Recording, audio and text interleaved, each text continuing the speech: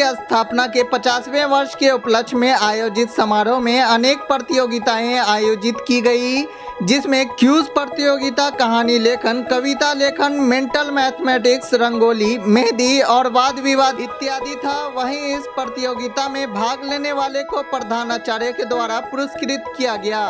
और प्रमाण पत्र वितरण किया गया, जिसमें क्विज प्रतियोगिता में पहला स्थान स्नातक तृतीय खंड के कमलेश कुमार को, दूसरा स्थान इसी क्लास के अभिनीत कुमार को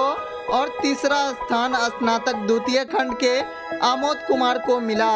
कहानी लेखन में आयशा सिद्दीकी, साक्षी प्रिया एवं श्रुति साक्षी, निबंध लेखन में इशिता संगुप्ता, शिल्पी कुमारी एवं प्रेरणा, कविता लेखन में मेहर फातिमा, नीतीश कुमार एवं रिद्धि ठाकुर, मेंटल मैथमेटिक्स में सौरभ कुमार, प्रभात कुमार एवं सैयद वसीम अहमद, वाद विवाद में प्रथम आलोक रंजन, द्वितीय कौशिकी कुमारी, तृतीय आलिया हैदर, रंगोली में प्रीति कुमारी, शिवानी कुमारी एवं लक्ष्मी कुमारी और मेहंदी कला प्रतियोगिता में मेघा कुमारी, आयशा सिद्दीकी एवं अन्नू कुमारी प्रथम, द्वितीय एवं तृतीय स्थान के लिए पुरस्कृत किए गए।